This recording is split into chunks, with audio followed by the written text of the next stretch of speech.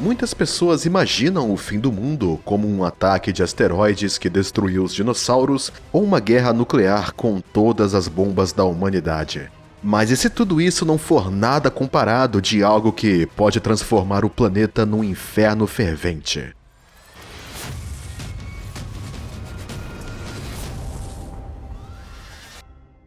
Para transformar o nosso belo planeta azul em um inferno, precisamos olhar para dentro dele. A uma profundidade de cerca de 70 quilômetros, começa uma parte da Terra que se chama o manto. Mais fundo, até os 2.890 quilômetros, esta camada atinge o núcleo da Terra e contém aproximadamente 80% de todo o volume do nosso planeta. Quanto mais profundo, mais quente se torna o manto, a partir de cerca de 200 graus Celsius na crosta da Terra e até aproximadamente 4.000 graus no núcleo. Estes são quadrilhões de toneladas de rochas quentes e fundidas que circulam e minerais chamados magma. As placas litosféricas movem-se devido ao movimento do calor no magma do núcleo para a crosta terrestre. Pelo seu movimento, elas criam montanhas e depressões, provocando terremotos. Em alguns locais, chamados plumas de magma, o magma quente move-se para a superfície da Terra em correntes relativamente pequenas ou jatos, acumulando-se na crosta se não encontrar um caminho fácil para a superfície. Isso leva à formação de câmaras de magma e caldeiras, que constituirão a base para a emergência de vulcões e supervulcões. Então, o que poderia acontecer se milhões de toneladas de magma quente derretido chegassem à superfície da Terra? Vejamos duas erupções vulcânicas muito famosas. Vai concentrar-se na erupção do vulcão Krakatoa em 1883 e em Tambora em 1815. Ambos os vulcões estão localizados na região da Indonésia, mas a sua erupção levou a consequências em todo o mundo. Para compreender a força ou perigo de qualquer erupção, os vulcanólogos utilizam a escala VEI, a escala da atividade vulcânica. É estimada pelo volume de produtos eruptivos lançados à superfície, chamado TEFRA, e é contada em metros cúbicos. A erupção do Krakatoa, que custou a vida de cerca de 36 mil pessoas, causou um tsunami de 46 metros, bem como um esfriamento global de 0,4 graus Celsius, e é estimado em 6 pontos no VEI, com a libertação de TEFRA até 10 quilômetros cúbicos. Esta erupção é equivalente a cerca de 1.000 bombas nucleares, 200 quilotons cada uma, detonadas de uma vez só.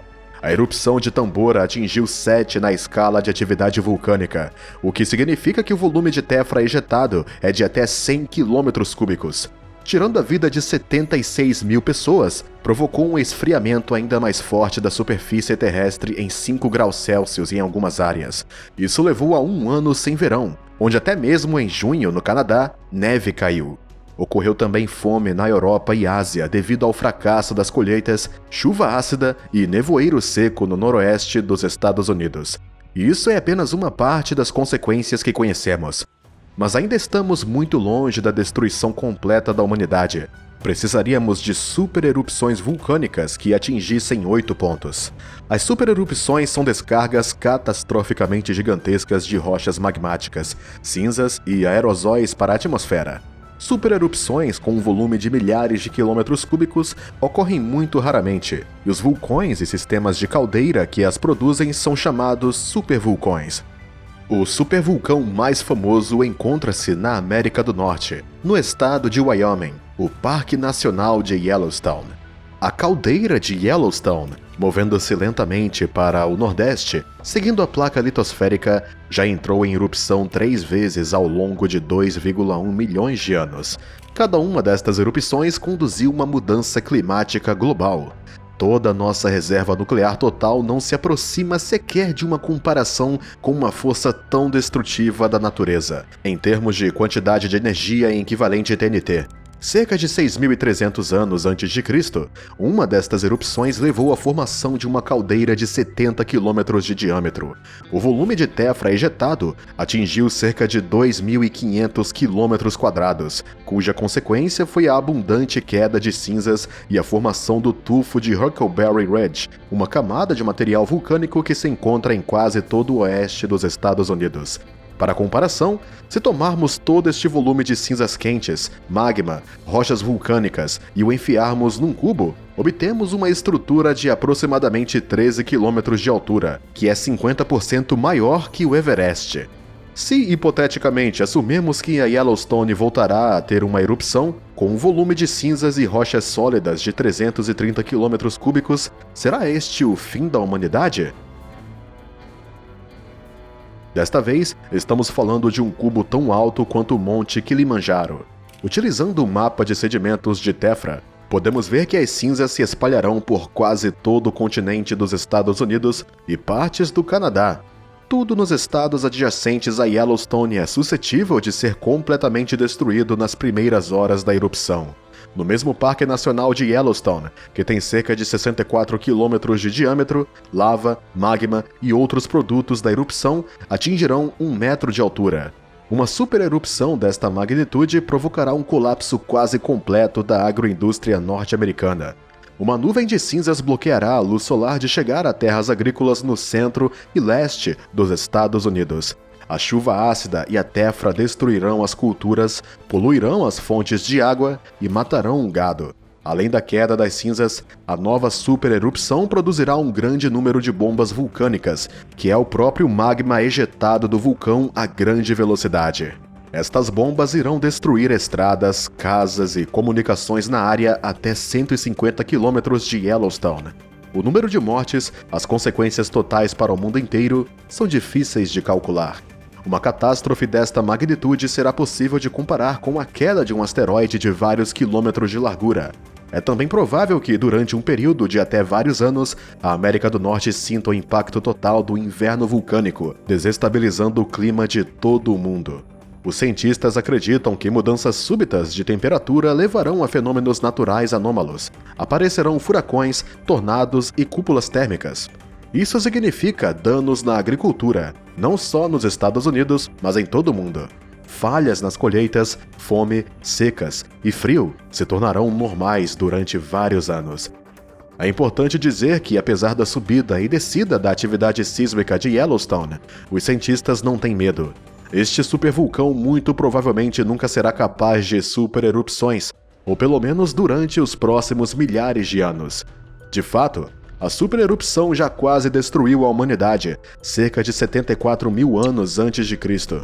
A supererupção de 2.880 km3, 8 vezes maior do que a erupção hipotética de Yellowstone, segundo os cientistas Michael Rampino e Stephen Self, poderia levar a humanidade à extinção.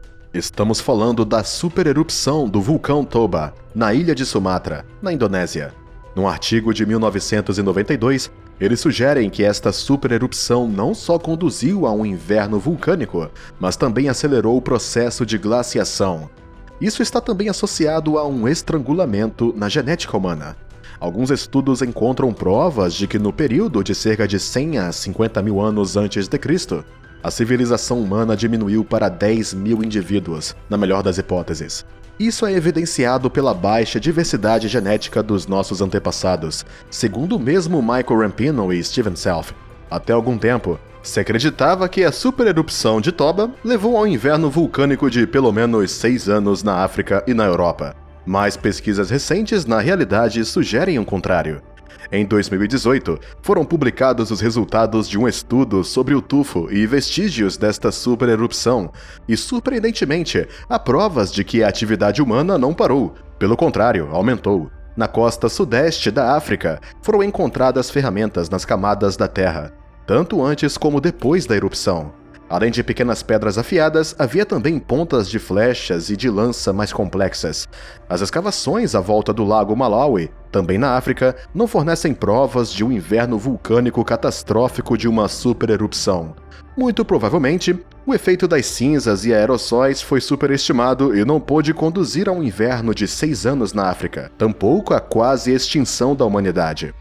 Mas e se as supererupções forem apenas parte de um acontecimento ainda mais catastrófico, que talvez levou à extinção dos dinossauros juntamente com o asteroide, o que também contribuiu para isso? Só agora chegaremos a um evento que seja realmente capaz de criar um inferno global: as inundações vulcânicas.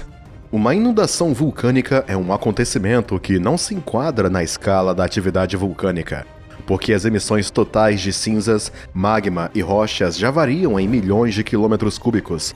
Voltando à nossa comparação com um cubo, a sua altura atinge em média o espaço, ou 125 quilômetros. Todo este volume de magma e cinzas jorra ao longo de milhões de quilômetros quadrados, cobrindo-os com uma camada gigante de centenas de metros de altura. As consequências disto formam enormes planícies, as armadilhas, com um relevo característico que se assemelha a uma escadaria. Mesmo que os cientistas não possam agora citar a razão exata da formação das armadilhas, que cobrem enormes áreas na Sibéria e Índia, não há dúvida de que este é um processo em grande escala e catastrófico. Nem é surpreendente que a idade da formação das armadilhas coincida aproximadamente com as datas das maiores extinções em massa. Uma delas levou à extinção de 95% das espécies de seres vivos. Ao contrário das supererupções e impactos de asteroides, o impacto de uma inundação vulcânica na Terra pode durar centenas de milhares de anos. Ocorrem quando uma pluma ou uma longa tocha de magma atinge as camadas mais altas da crosta terrestre. Em comparação, a caldeira do supervulcão de Yellowstone está localizada a uma profundidade de 8.000 metros. As inundações vulcânicas começam com uma série de poderosos terremotos e uma subida da superfície de várias centenas de metros. As fissuras e rupturas na terra erguida são acompanhadas por uma série de supererupções, ejetando tefra e lava em pilares com uma altura de 50 quilômetros. Magma derreterá lentamente através da crosta terrestre e começará a espalhar-se por uma área do tamanho de países inteiros. No caso das armadilhas siberianas, que foram formadas cerca de 640 mil anos desde o início da inundação vulcânica, estamos falando de uma área tão grande quanto a Europa, coberta de tefra e magma, com centenas de metros de altura. Isso, por exemplo, provavelmente levou à extinção do Permian-Triássico de 250 milhões de anos antes de Cristo. A formação das armadilhas Deccan levou à extinção do Cretáceo Paleogênico, há aproximadamente 66 milhões de anos, e à morte dos dinossauros. O efeito das inundações vulcânicas sobre o clima é milhares de vezes maior do que o das supererupções ou da guerra nuclear. Após a maior parte da rocha magma da pluma atingir a superfície e se espalhar, o magma restante procurará outro caminho, espalhando-se horizontalmente, atingindo depósitos de carvão e outros fósseis. Só isto levará a uma enorme emissão de dióxido de carbono para a atmosfera, que aquecerá a Terra numa média de 5 graus. Uma figura aparentemente pequena significa a transformação da maior parte da superfície da Terra num deserto durante centenas de milhares de anos. Os oceanos se transformarão em líquido tóxico, ácido quente, devido à abundância de dióxido de carbono e à ativação de depósitos de metano no fundo. Mas, já que ainda existimos, o planeta é capaz de suportar tais desastres. E mais uma vez, os cientistas têm certeza de que, durante as próximas centenas de milhares de anos, é pouco provável que a humanidade se encontre com tais eventos. E quanto você, gostaria de ver fenômenos semelhantes? A gente te avisa se os planos dos vulcões mudarem e a oportunidade surgir no mundo. Enquanto isso, fique atento e obrigado por estar aí deste lado assistindo.